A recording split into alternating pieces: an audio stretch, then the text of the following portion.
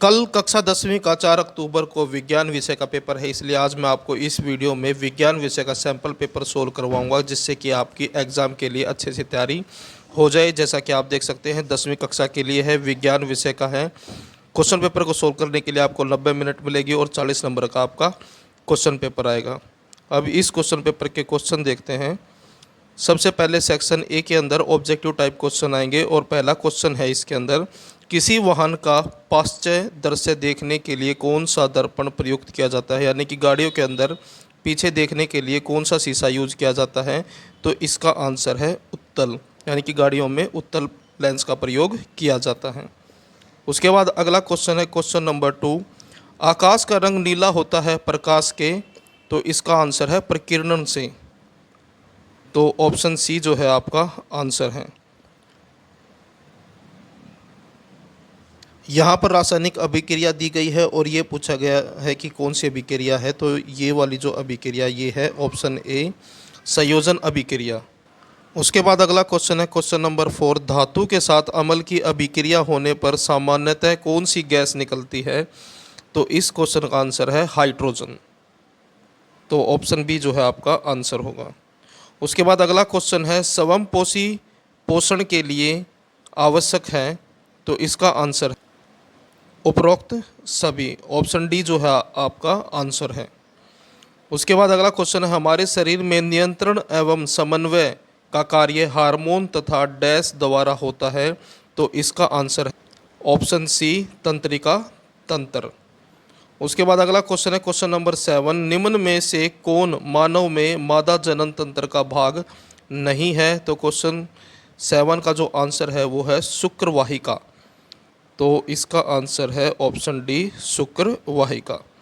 अगला क्वेश्चन है, बुझे हुए चूने का सूत्र है, तो इसका आंसर है ऑप्शन बी।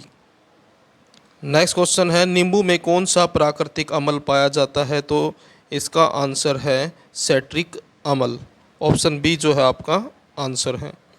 उसके बाद अगला क्वेश्चन है, उस रक्त वाहिनियों का नाम बताइए जो ऑक्सीकृत रक्त को फेफड़ों से हृदय में ले जाती हैं। तो इसका आंसर है ऑप्शन नंबर डी फुफ्फुस शिराएं। नेक्स्ट क्वेश्चन है क्वेश्चन नंबर 11, निम्नलिखित में से कौन सी ग्रंथि वृद्धि हार्मोन स्रावित करती है, यानी कि वृद्धि शरीर की वृद्धि के लिए हार्मोन स्रावित करती हैं। तो इसका आंसर है ऑप्शन सी पीयूष। उसके बाद है section be very short answer type question, और इसमें जो पहला क्वेश्चन था, जंग लगना किसे कहते हैं, जंग का रासायनिक सूत्र लिखिए और इससे होने वाली हानि क्या है। तो आंसर देखें, जब लोहे से बनी वस्तुएं नमी युक्त वायु में खुली पड़ी रहती हैं, यानी कि जब वायु के अंदर नमी ज़्यादा हो और ऐसी हवा के अंदर जब लोहे को रखा जाता है तो उस पर भूरे रंग की एक परत चढ़ जाती है। तो जो लोहा है उसके ऊपर एक भूरे रंग की परत आ जाती है।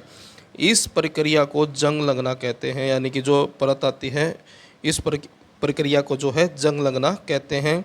इस प्रक्रिया के कारण लोहे से बनी वस्तुओं की चमक क्षीण हो जाती है, यानी कि इससे जो है लोहे से जो भी चीज़ें बनी होती हैं उसकी जो चमक है वो कम हो जाती है। क्षीण होने का मतलब होता है कम होना, यानी कि लोहे पर अगर जंग लग जाता है तो उसकी चमक कम हो जाती है तथा धातु भी कमज़ोर हो जाता है और जो धातु की मजबूती है वो भी कम हो जाती है जंग लगने से। अगला क्वेश्चन है, मानव नेत्र में पुतली क्या है, यह नेत्र में प्रवेश करने वाले प्रकाश की मात्रा को किस प्रकार नियंत्रित करती हैं।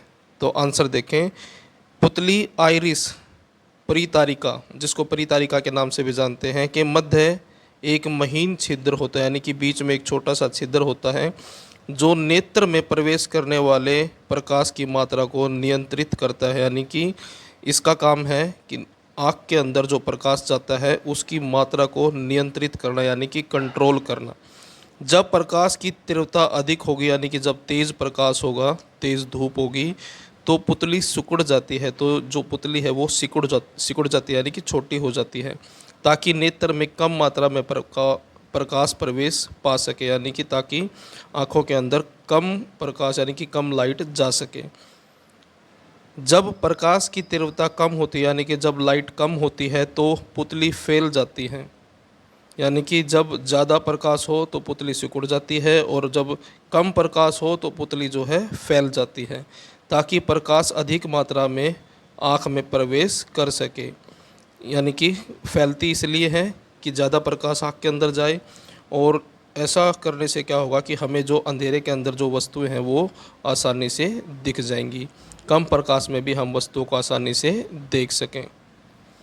अगला क्वेश्चन है, हमारे शरीर में हीमोग्लोबिन की कमी के क्या परिणाम हो सकते हैं, यानी कि शरीर में खून की कमी से क्या क्या हो सकता है। तो आंसर देखें, हमारे शरीर में हीमोग्लोबिन की कमी से अरक्तता, जिसको एनीमिया भी कहा जाता है, यानी कि खून की कमी, इसके कारण रक्त द्वारा ऑक्सीजन ले जाने की क्षमता घट जाती है। यानी कि अगर शरीर में खून की कमी होगी तो शरीर में ऑक्सीजन की मात्रा भी जो है ऑटोमेटिकली कम हो जाएगी, जिसके फलस्वरूप भोजन के ऑक्सीकरण से उत्पन्न ऊर्जा में कमी आएगी। और अगर हमारे शरीर में ऑक्सीजन की कमी होगी तो हमारी जो पाचन तंत्रिका यानी कि पाचन करने की जो क्षमता है वो भी प्रभावित होगी। इससे ऑक्सीकरण के उत्पन्न ऊर्जा यानी कि ऊर्जा की जो मात्रा है वो कम उत्पन्न होगी, इसलिए हम बीमार पड़ जाएंगे, और ऊर्जा कम होगी तो बीमार हो जाएंगे तथा शीघ्र थक जाएंगे, यानी कि जल्दी थकान होगी। हमारा भार कम हो जाएगा, भर नहीं आएगा, भार आएगा, यानी कि हमारा वज़न कम हो जाएगा। इससे हमारा रंग फीका पड़ जाएगा तथा हम कमज़ोरी महसूस करेंगे। तो उसके बाद है section C, short answer type question, और इसमें जो नेक्स्ट क्वेश्चन है क्वेश्चन नंबर 15, अमल को तनुकृत करते समय हमें क्यों अनुशंसित करते हैं कि अमल को जल में मिलाना चाहिए, न कि जल को अमल में। आंसर देखें, किसी अमल एवं जल की क्रिया अत्यंत ऊष्मासेपी होती है, यानी कि इस क्रिया के दौरान ऊष्मा उत्पन्न होती है। तनुकरण के लिए जब हम बीकर में रखे जल में अमल डालते हैं, यानी कि जब पानी के अंदर हम अमल डालेंगे तो उत्पन्न ऊष्मा की मात्रा अपेक्षाकृत कम होगी। तो जो ऊष्मा उत्पन्न होगी उसकी मात्रा जो होगी वो कम होगी। परंतु यदि बीकर में रखे अमल में जल डालें तो उत्पन्न ऊष्मा की मात्रा बहुत अधिक होगी। अगर हम इसका उल्टा कर दें, यानी कि क्या करें, अमल के अंदर जल डालें तो ऊष्मा की जो मात्रा होगी वो अधिक होगी। इस कारण से जल तथा अमल का मिश्रण बाहर छलक सकता है, यानी कि जो मिश्रण है वो छलक कर बाहर आ सकता है एवं शरीर के किसी अंग को हानि पहुंचा सकता है। इसके अतिरिक्त ताप बढ़ने से कांच का पात्र भी टूट सकता है, यानी कि इससे जो है बीकर जो कांच का बना होता है वो भी टूट सकता है, जिससे दुर्घटना हो सकती है, यानी कि ज़्यादा चोट लग सकती है। अगला क्वेश्चन है, गर्भ निरोधक युक्तियां अपनाने के क्या कारण हो सकते हैं। तो आंसर देखें, गर्भ निरोधक युक्तियां उपाय, यानी कि युक्तियां मतलब उपाय अपनाने के निम्नलिखित कारण हो सकते हैं। पहला कारण है जन्म दर को नियंत्रित करना, यानी कि जो जन्म दर है उसको कंट्रोल में करना एवं जनसंख्या वृद्धि को रोकना। जल्दी जल्दी गर्भधारण से माँ के शरीर पर पड़ने वाले प्रतिकूल यानी कि नुकसान जो होते हैं प्रभाव को कम करना, यानी कि जल्दी जल्दी जो गर्भधारण की जो स्थिति होती है जिसमें माँ के शरीर पर बुरा प्रभाव पड़ता है उससे बचने के लिए भी इसका प्रयोग किया जाता है गर्भ निरोधक युक्तियों का। यौन संचरित रोगों से सुरक्षा प्रदान करता है, यानी कि बीमारियों से भी बचाव होता है इससे। नेक्स्ट क्वेश्चन है, एक लेंस की क्षमता धनात्मक यानी कि पॉजिटिव 2.0 डी है, इसकी फोकस दूरी ज्ञात कीजिए, यह किस प्रकार का लेंस है। तो यहाँ पर फॉर्मूले के साथ इसका सॉल्यूशन निकाला हुआ है 50, और यह उत्तल लेंस है क्योंकि इसकी क्षमता एवं फोकस दूरी धनात्मक है, यानी कि उत्तल लेंस है ये क्योंकि इसकी जो फोकस दूरी है वो पॉजिटिव है, यानी कि प्लस में है। उसके बाद सेक्शन डी है, 5 नंबर वाले क्वेश्चन है, रासायनिक समीकरण दिए गए हैं और इसके सॉल्यूशन जो है नीचे मैंने लिख रखे हैं हर एक का आंसर। ये पहले का आंसर है,